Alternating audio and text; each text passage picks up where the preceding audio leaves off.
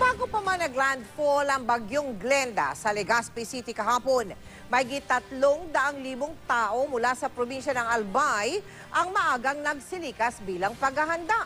At isa sa mga agad narating ng ating Operation Bayanihan ay ang bayan ng Pulanggi sa Albay.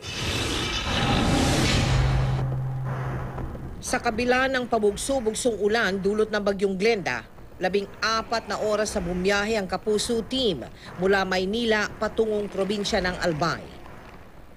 Sa Pulanggi North Elementary School, nagsilikas ang daang-daang pamilya na karamihan sa tabing ilog nakatira.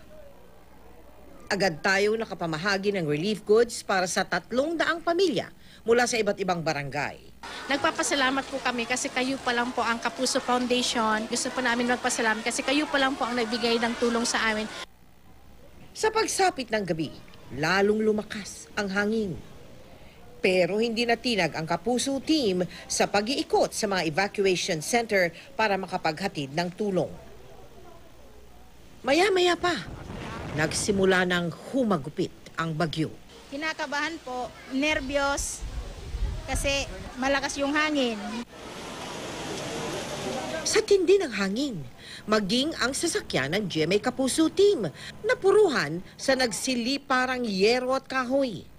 Kaya ang mga nagsilikas tulad ng nanay ni Marites, kabado. Takot man din po ako. Pag ano nangyari sa anak ko. Sana kung tumigil lang po ang bagyo, mas saya po. Kasi pagdating po rin namin, meron kami natanggap na relief. Meron kami kakain. Samantala, tuloy-tuloy naman ang ating Operation Bayanihan sa Navotas, Marikina, Bataan, Quezon at iba pang mga bayan sa Albay.